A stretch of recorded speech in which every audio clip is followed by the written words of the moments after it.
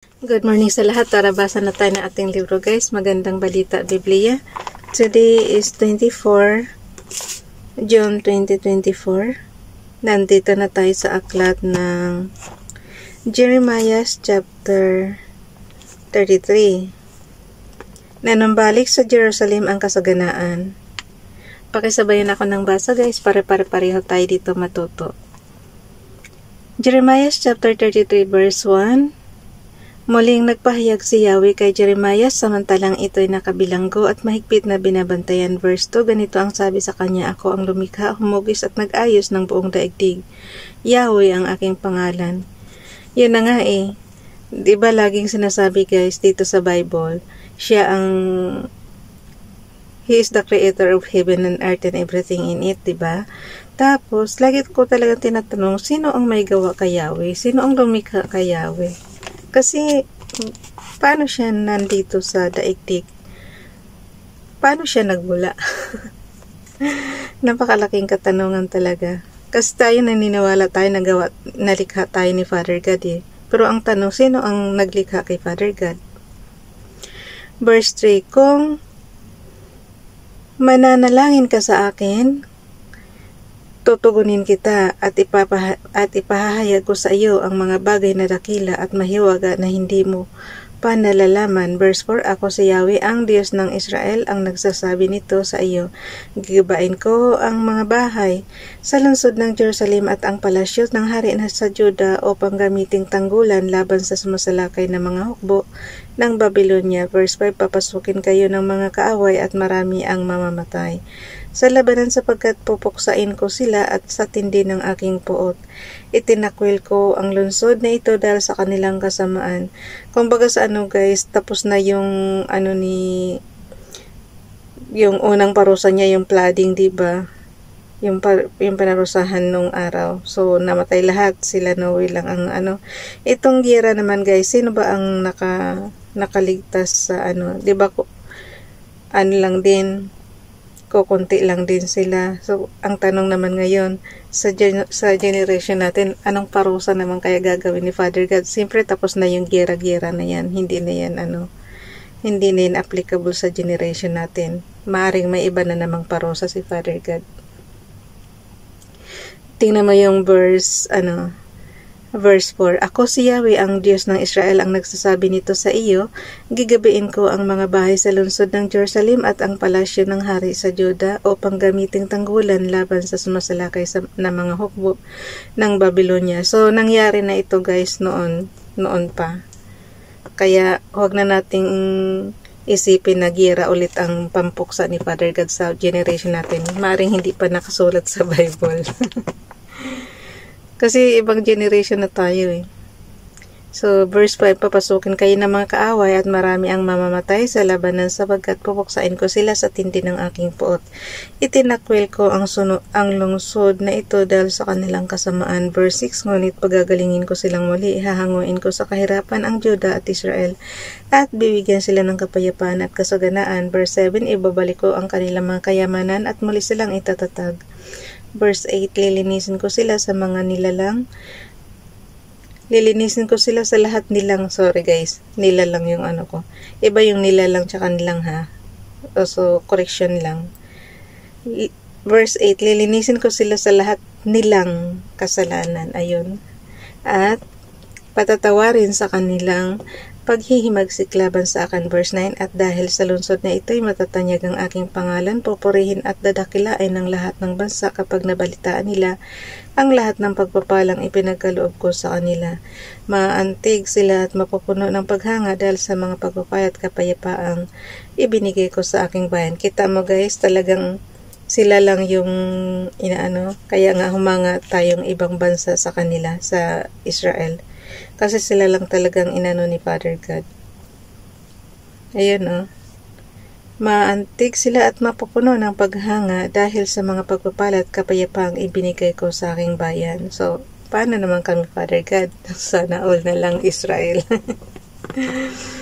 Okay, verse 10. Ito pa ang sabi ni Yahweh, sinasabi ninyo na ang lugar na ito'y parang disyerto, walang nakatirang tao o hayop, wala ang naninirahan sa mga lungsod ng Juda, at walang tao sa mga lansangan ng Jerusalem. Verse 11. Ngunit darating ang panahon na muling maririnig sa lugar na ito ang katuwaan at kasayahan ang tinig ng mga ikinakasal habang sila'y nasa bahay ni Yahweh upang maghandog ng pagpapuri at pasasalamat. Maririnig ang sigawang, purihin si Yahweh na makapangyarihan sa lahat dahil sa kanyang kabutihan, pag-ibig niya ito na laging tapat kailanman, at ibabalik ko ang kayamanan ng bayan. Ako si Yahweh ang may sabi nito.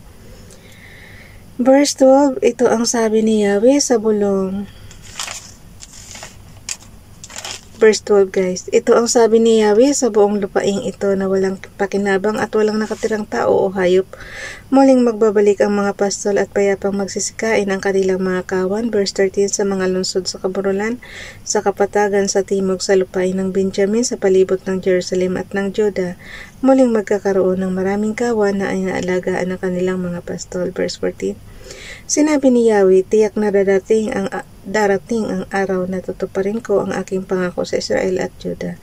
Verse 15, at sa panahang iyon pipili ako ng isang matuwid na sanga na nagmumula sa lahi ni David, paiiralin niya ang katarungan at ang katwiran sa buong lupain. Verse 16, sa mga araw ring iyon maliligtas ang mga taga-Juda at mapayapang mamumuhay ang mga taga-Jerusalem. At sila'y tatawagin sa pangalang ito, si Yahweh ang ating katwiran. Verse 17, si David ay hindi mawawalan ng kahalili sa trono ng bayang Israel. Verse 18, so imagine niyo na guys kung sino yung namumuno ngayon ni dyan sa Israel is yan, lahi ni David yan.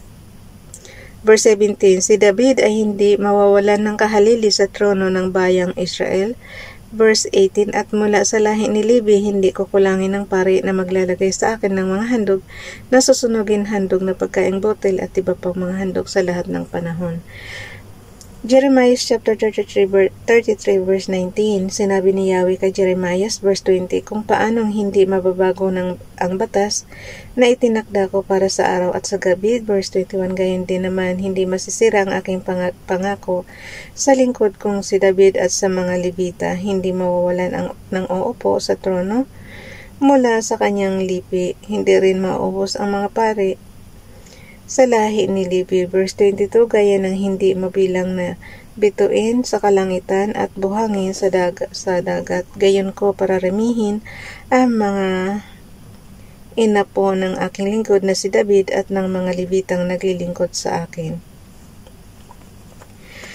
Verse 23, ganito ang sinabi ni Yahweh kay Jeremiah. Verse 24, hindi mo ba napapansin na sinasabi ng mga tao, itinakwil ko raw ang 2 angkang hinirang ko, kaya hahamakin nila ang aking bayan at hindi na ituturing na isang bansa. Verse 25, ngunit sinasabi ko naman kung paanong itinakda ko ang araw at gabi at ang tiyak na kaayusan sa langit at sa lupa. Verse 26, mananatili rin ang aking pangako sa lahi ni Jacob at sa lingkod kong si David.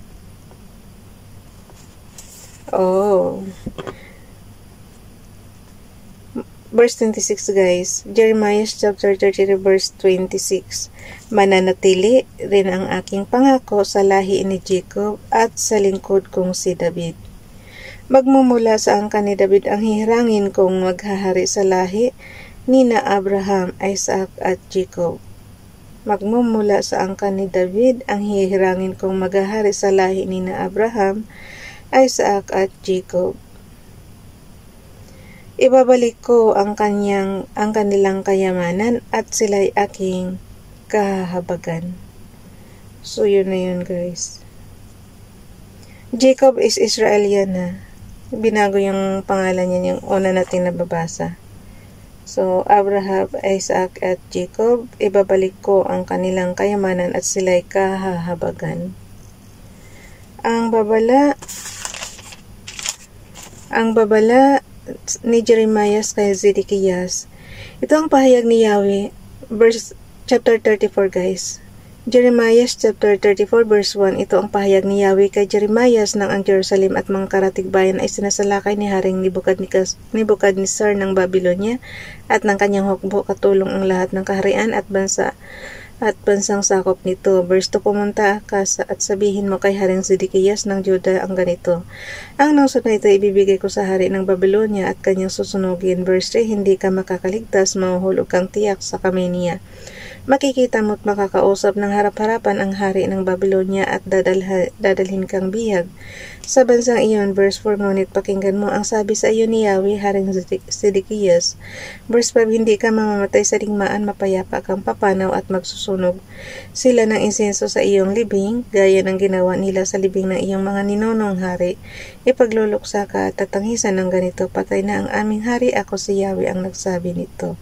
Verse 6, sinulit lamang lahat ni Jeremias ang pahayag na ito sa harapan ni Haring Zedekias ng Juda. Verse 7, ng panahong ang hukbo ng Babylonia ay sumasalakay nasa Jerusalem, sa Lakis at Azekah, ang nalalabing mga lungsod sa Juda. Ito na lamang ang natirang lungsod sa Juda na may mga kota.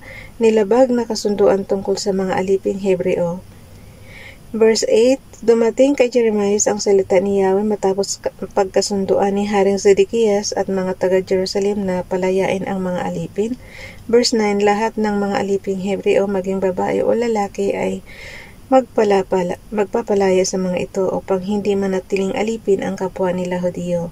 Verse 10, sumunod naman ang lahat ng pinuno at mga taong may mga alipin sa bahay. Pinalaya nila ang mga ito at hindi na muling aalipinin. Verse 11, subalit pagkalipas ng ilang panahon, nagbago ang kanilang isip at pilit nilang inalipin muli ang mga aliping pinalaya nila. Verse 12, sinabi ni Yahweh kay Jeremias. Verse 13, nagkasundo kami ng inyong mga ninuno ng araw na sila'y palabasin ko sa Ehipto sa lupain ng kanilang pagkaalipin. Ganito ang aming kasunduan. Verse 14, pagkalipas ng 6 na taon ng paglilingkod, palalayain nila sa 7th taon ang sinumang Hebreo na binili nilang alipin, ngunit hindi nila ako sinunod. Verse 15, kayo na may nagsisi at ginawa ninyo ang matuwid na pasyang palalayain ang inyong mga aliping Hebreo. Pinagtibay ninyo ito sa aking harapan sa timplong itinayo ninyo para sa aking karangalan. Verse 16, ngunit nagtaksil din kayo at nilapastangan ninyo ang aking pangalan nang muli ninyong alipinin ang mga lalaki at babaeng inyong pinalaya. Verse 17, kaya nga sinasabi ni Yahweh, hindi ninyo ako sinunod matapos ninyong ipahayag na palalayain ang inyong mga kalahi. Kaya naman bibigyan ko kayo ng kalayaan, ang kalayaang mamamatay sa digmaan, sa salot at sa gutom. Lahat ng bansa ay magsisindak sa aking gagawin sa inyo. Verse 18, nilabag ninyo ang ating kasunduan at hindi ninyo tinupad ang tuntuning sinang-ayunan ninyong gawin. Gagawin ko sa inyo ang ginawa ninyo sa guyan na inyong pinatay, hinati at dinaanan sa pagitan. Verse 19, ang mga pinuno ng Juda at Jerusalem, mga eunuko, mga pari at lahat ng dumaan sa guyang hinati ay, verse 20, ibibigay ko sa kaaway, mamamatay sila at ang bangkay nila'y kakanin ng mga ibon at mababangis na hayop. Verse 21, ibibigay ko si Haring Zedekias ng Juda at ang kanyang mga pinuno sa mga kaaway na tumutugis sa kanila at sa hukbo ng hari ng Babylonia na tumigil na sa pagsalakay. Jeremiah chapter 34 verse 22, ako ang mag-uutos sa kanila at muli nilang sasalakayin ang lungsod na ito, masasakop nila ito at susunugin. Gagawin kong tulad sa disyerto ang mga lungsod ng Juda at wala nang maninirahan doon. Kawawa naman. Hanggang dito na lang guys. Bye everyone. God bless.